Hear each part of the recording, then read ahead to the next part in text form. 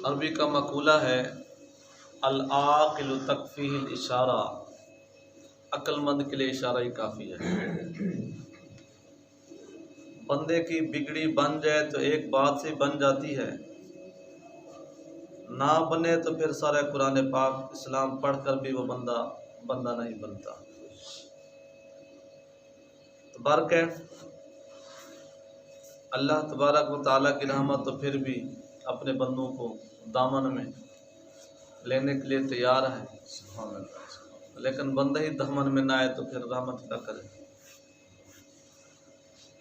تو ہم باتیں کر رہے تھے حضرت لقمان حکیم علیہ السلام، آپ نے اپنے صاحبزادہ صاحب کو جو واعظ و نصیحت فرمائی سی، وہ 101 نصیحتیں تھیں جو بڑی بڑی کتابوں میں محفوظ ہیں۔ یہ بھی بڑی کتاب ہے، پرانی کتاب ہے۔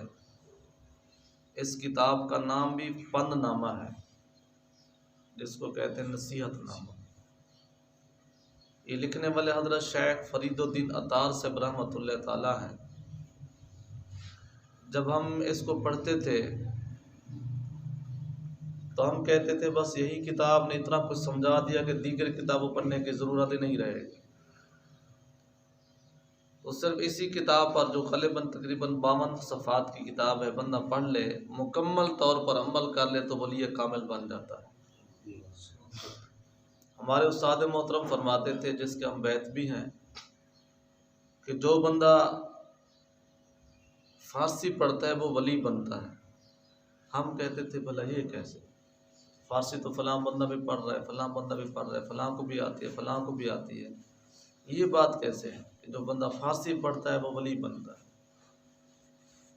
جب ایسا ایسا دماغ کھلا، اللہ تعالیٰ نے اندر بھی کچھ کوٹی کو کھولا، تو پھر پتہ چلا کہ فارسی پڑھتا ہی وہی ہے جو اس کو سمجھتا ہو۔ جو اس کو سمجھتا ہے وہ سمجھو ولی بن جاتا ہے۔ سیدھی سی بات ہے، جو اس کی باتوں پر عمل کرتا ہے تو ولی بن جاتا ہے۔ جب حدیث پاک میں ہے کہ جھوٹ نہیں بولنا، جھوٹ تمام برائیوں کی جڑ ہے، تو جو نہیں بولے گا تو وہ پھر اس برائی سے محفوظ ہی رہے گا نا، اس کی زبان میں تاثیر ہی آئے گی نا۔ بلکہ فارسی جو ہے نا، یہ ولایت کی زبان آپ اس کو کہہ سکتے ہیں، اور پوری دنیا میں سب سے جو ٹاپ آف دی لسٹ کتاب اپنا زبان مبارک ہے وہ عربی شریف ہے۔ عربی کے بعد جس زبان کو عظمت اور رسپیکٹ اور شان حاصل ہے وہ فارسی ہے۔ یہ اور بات ہے کہ ہم لوگوں نے اپنے اسلاف کی باتوں کو بھلائے جا رہے ہیں۔ یہی پاکستان تھا، یہی ہندوستان تھا، یہی کشمیر تھا۔ یہاں تقریباً کم و بیش 800 سال فارسی زبان رائج رہی، سرکاری بھی عام بھی۔ بارکیف آج ہم 10 15 یا 20 نصیحتیں پڑھتے ہیں، اگر بندہ ان پر عمل کر لے تو بندہ اتنا سنہری ہو جائے گا کہ اس کی پھر مثال نہیں ملے گی، کیونکہ علم ایک خود ایسا نایاب خزانہ ہے کہ جو بھی اس کو اپناتا ہے وہ خود نایاب بن جاتا ہے۔ نمبر 21 سے ہم نے شروع کرنا ہے کہ خرچ را با اندازہی دخل کن،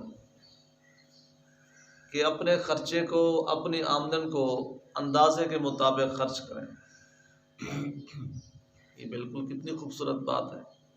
ہماری آمدنی 1000 روپیہ ہوتی ہے تو ہم خرچ کر جاتے ہیں 5000، تو پھر پریشانی رہتے ہیں، دوسروں کو بھی پریشان کرتے ہیں۔ بندہ اگر اپنی آمد کے مطابق خرچ کرے تو کبھی اس کو پریشانی نہیں آتی۔ درہما کار میانہ رو باش، ہر کام کو میانہ روی، ہر کام کی میانہ روی اختیار کریں۔ فار ایگزامپل ہم ایک مکان بنا رہے ہیں، مکان میں ہم نے ساری چھپانا ہے نا، تو جب ہم اس کو کوٹھی کی شکل دے دیں گے، ہمارے پاس اماؤنٹ ہوگی 5 لاکھ، وہاں لگ جائے گا 25 لاکھ، ٹھیک ہے جناب؟ پریشانیاں وکریاں، باتیں وکری، نہ پھر 15 سال بعد 10 سال بعد نہ وہ 50,000 سال ہمیں اپنا لاکھ کام آئے گا نہ کوٹھی کام آئے گا۔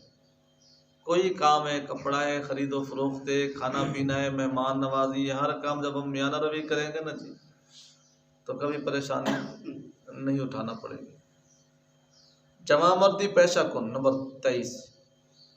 جمع مردی یہ نہیں کہ کشتی کر، جمع مرد کہتے ہیں فارسی زبان میں اس کو جو ایک عامل قابل انسان ہوتا ہے، یعنی مکمل شریعت پر عمل کرنے والا ہوتا ہے۔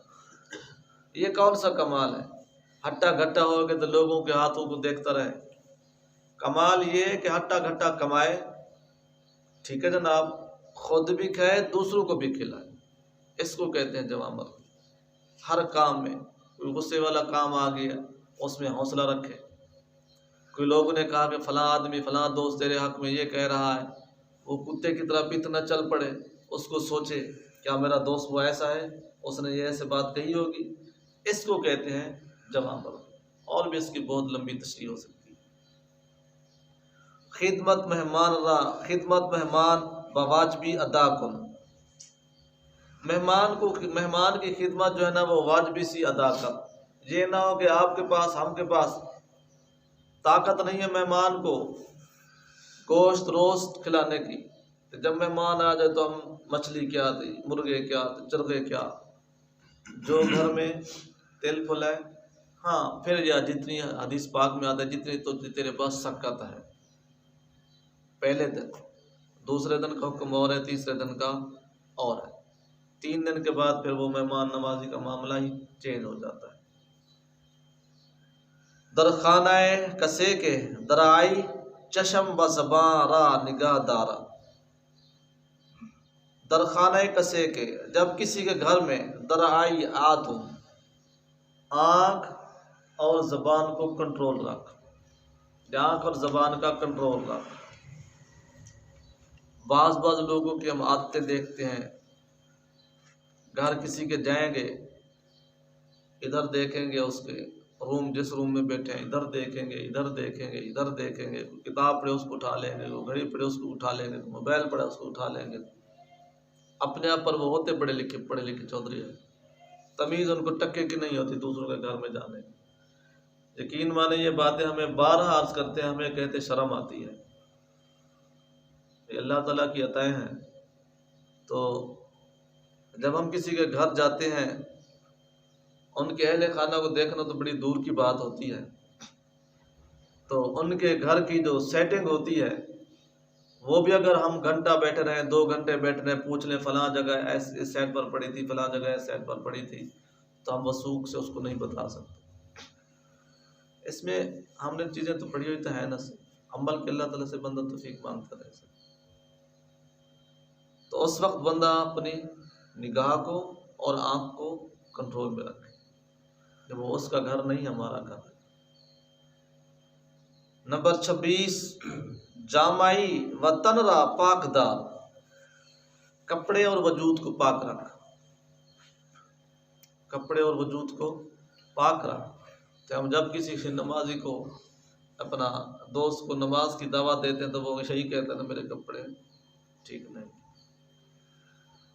باجماعت یار باش، دوستوں کے ساتھ رہے، کمپنی کے ساتھ رہے، اچھا کام کر رہے ہو، اچھائی کی طرف جا رہے ہو، نماز کی طرف جا رہے ہو، اجتماع اللہ تعالیٰ کو بڑا پسند ہے۔ فرزند را علم وادب بیاموس، واگر ممکن باشد تیر انداختن و سواری بیاموس، فرزند کو علم اور ادب سکھا۔ پرسوں چوتھ ہم پڑھ رہے تھے غالباً کسی کتاب میں کہ جب ہم اپنے بچوں کو سکھاتے ہی سائنس کا علم ہے، انگریزی کا علم ہے، تو پھر بچوں نے ہماری تمیز، ہماری محبت، احترام بھی تو اتنا کچھ کرنا ہے۔ جب پڑھ بھی جب وہ خشک علم رہے ہیں، عام لفظ میں جس کو شیطانی بھی کہہ سکتے ہو، جب ہم نے اپنے بیٹے کو دین کا علم پڑھانا نہیں، توقع یہ رکھنے کہ میرا بیٹا میری جوتے اٹھائے، دین کا اس کو پڑھانا نہیں، توقع یہ رکھنے کہ میرا بیٹا میرے ہاتھ چومے، دین اس کو سکھانا ہی نہیں، توقع یہ رکھنے کہ جب میں بے روزگار ہوں، بوڑھا ہو جاؤں تو میرا بیٹا میری خدمت کرے۔ جو ہم بچوں کو دے رہے ہیں نا، بچوں نے بھی ہمیں وہی دینا. بچے کو علم اور ادب سکھاؤ، اگر ممکن ہو تو تیر انداختی یعنی تیر مارنا، تیر بازی، تیر انداختی. یہ کیونکہ اب تو ایٹمی زمانہ آ گیا نا. ایٹمی زمانے سے پہلے تو بڑے بڑے پڑھے لوگ اور بادشاہ اپنے بچوں کو تیر اندازی ضرور سکھاتے تھے. یہ جنگ کے معاملے میں بہت بڑی کام آتی ہے. نمبر 29، کفش و موزہ کے پوشی ابتدائے از پائے راس کن و بدر آوردن از چپ گیر. جب موزہ یا جراب جس کو ساکس بھی کہتے ہیں، جب اور شوز تک ابتدا کرے تو دائیں پاؤں سے کرے. دائیں پاؤں سے کبھی کبھی دیکھنے کا موقع ملتا ہے، اول تو ٹائم ہی نہیں ہوتا کلپ.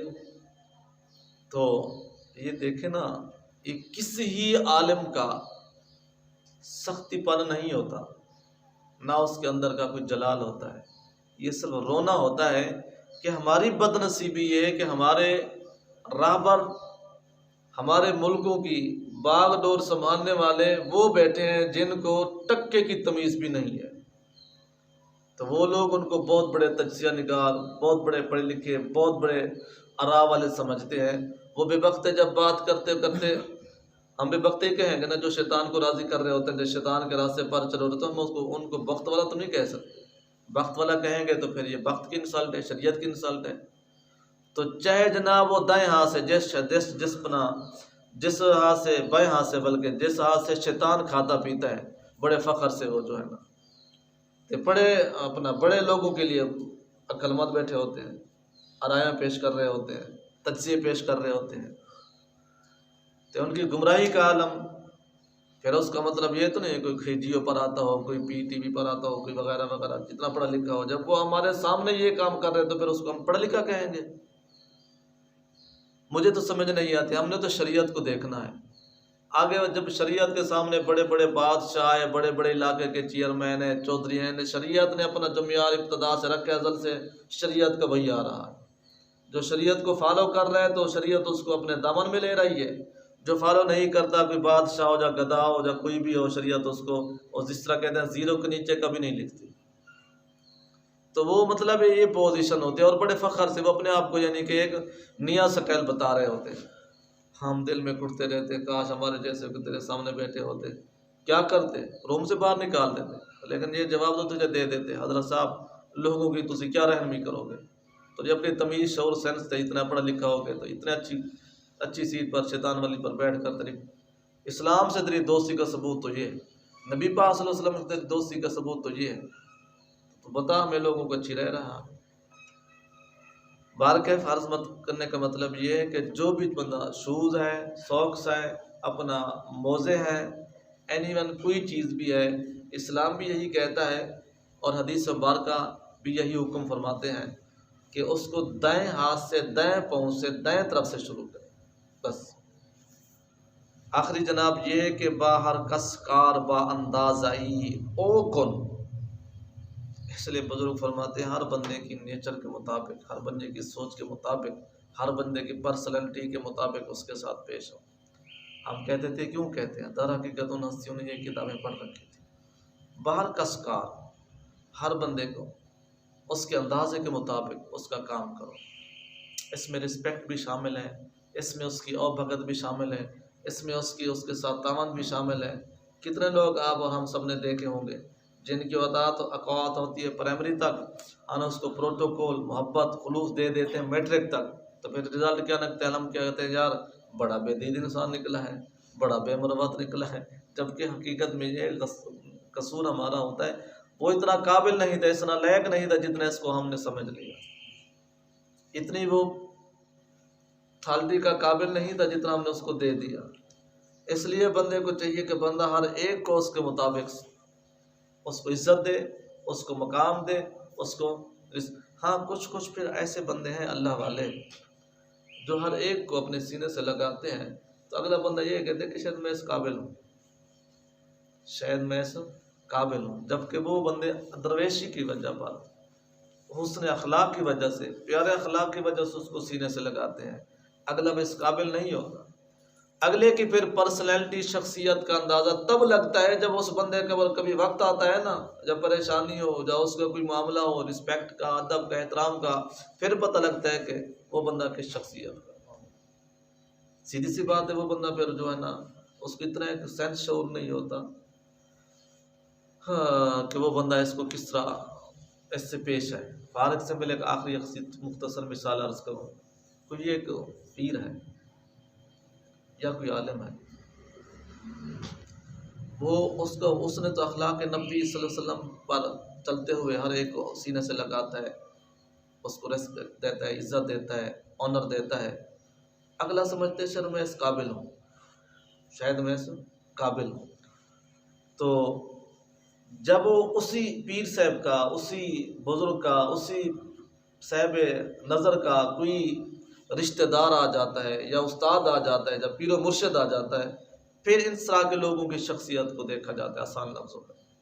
جو باشخصیتی لوگ ہوتے ہیں تو وہ پھر اس عالم کی، اس پیر کی، اس صاحب نظر کے اولاد کی، رشتہ دار کی، استاد کی، پیر و مرشد کی بھی سیم اسی طرح رسپیکٹ کرتے ہیں جس طرح کہ اس کی خود کر رہے ہوتے ہیں۔ جو نہیں کر رہے ہوتے تو فوراً تلے جاتے ہیں، یار ہم تو اس کو بہت بڑا آنر دیتے تھے، بہت بڑی عزت دیتے تھے، اس کا تو شعور، سینس، تربیت اتنی کچھ ہے کہ ہمارے پیر سے بیس نے اس کو سلام تک نہیں کیا، بیٹھا تک نہیں، ملنا تو ملنے کا انداز تک نہیں۔ یہاں سے پھر شخصیتیں تولی جاتی ہیں۔